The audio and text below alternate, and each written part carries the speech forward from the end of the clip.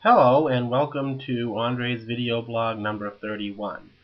Well, I decided that considering that it seems that I have at least well over 40 used and rare CDs, I decided to present to you today the third and, until I can gather up a set of 18 more, final volume of my rare CD collection. So I'm going to start out with something that, well, it really shouldn't be rare, but it is, and it just came out. And this is Prince 3121. It was released about 2-3 years ago, and it was a huge hit album. I'm sure most of you on YouTube have either heard it or heard a song from it. And the fact is, it's out of print now. It's a symptom of a lot of Prince's work of late, and it's very unfortunate. Somebody out there at Apple Studios decided that they were going to reissue all of their non-Beatle catalog. And this is the one and only, as far as I know, studio album by Doris Troy. She had a hit in the early 60s called Just One Look. And this is a great album. It has Billy Preston, production from George Harrison, and some versions of Beatles songs, and a lot of other great tunes. Great blues, jazz, R&B, rock album.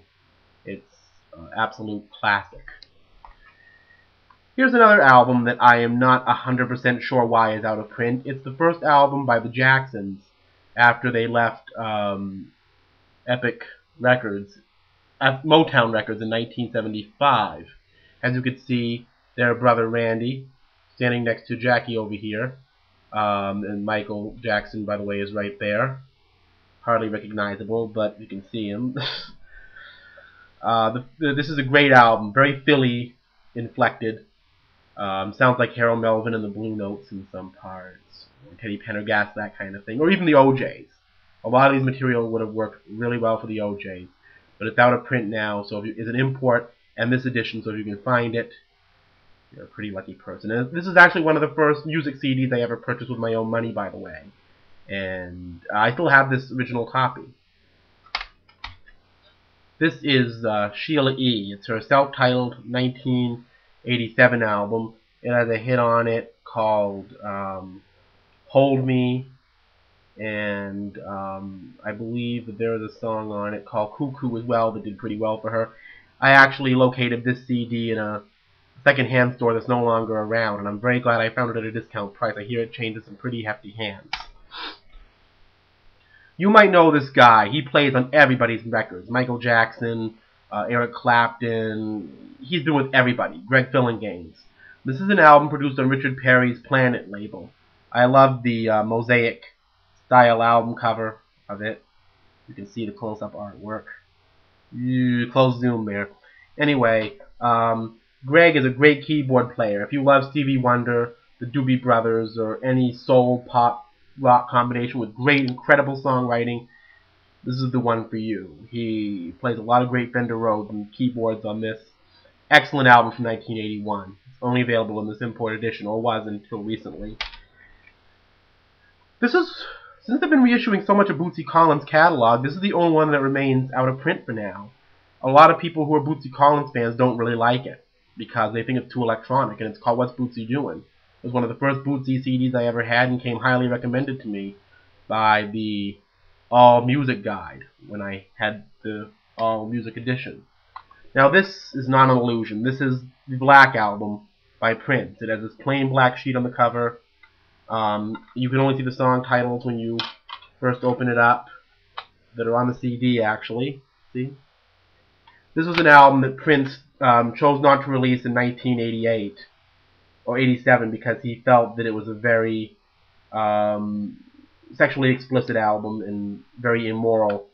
I don't find it to be so for Prince of the period, and it was a little disappointing when I first heard it. I expected something really controversial, but I guess maybe for Prince at that time he wasn't feeling it, so he didn't put this out.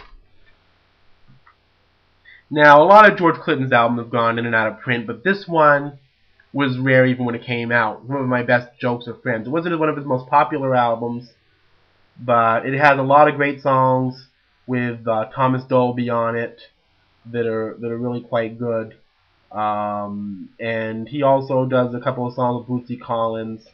And it's basically one of his kind of electronic albums, similar to what's Bootsy doing. You know, the mid-late 80s period P-Funk, but worthwhile having. Now we're back to the Jacksons. This is Jermaine Jackson.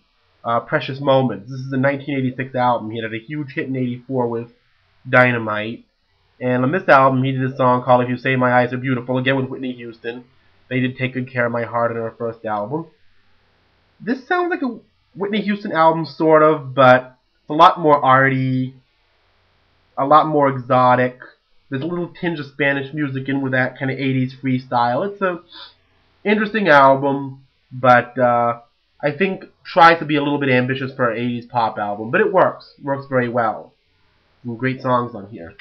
And this is Laura Branigan from 1985. I know we seem to be in the 80s here.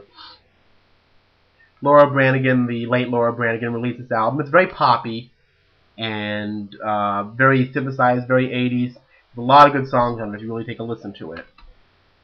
This is Ronnie Laws. Now, a lot of people think of Ronnie Laws as a Kenny G sounding guy. This album, though, sounds more like James Ingram. Nice 80s urban contemporary stuff with his saxophone on it. He sings a lot. Pretty good album. Not too bad. He does a version of Kool and the Gang's Misled on here. This is one of my very favorite albums of all time, and it too is out of print. This is the original cover. It's Bev Sidran's on the cool side. There's a great song on here called Mitsubishi Boy. And if you're a Prince fan, love Michael Franks, love the Manhattan Transfer, this is the album for you. It sounds like it could be from all three. It's called On the Cool Side. Look for it. Great. This is Steve Winwood's first album. Everybody says it's not his best. I love it. I love Hold On, Vacant Chair. Really good songwriting, really good composing, really good keyboard playing, really good Steve Winwood. You want to check this out if you can find this. Now, I'm a big Level 42 fan here, but this album is a twofer they did a few years ago, and it's the rarest of these twofers. And this is their 1988 album, Staring at the Sun and Running in the Family. It found Level 42 moving more to the pop side, and there's a lot of excellent bonus cuts here.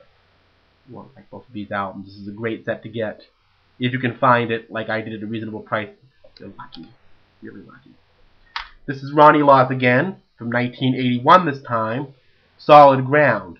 Great kind of George Benson, Earth, Wind & Fire sort of material. Very contemporary for its time, and found it inexpensively, and this is a very hard CD to find, so I feel lucky that I did, actually.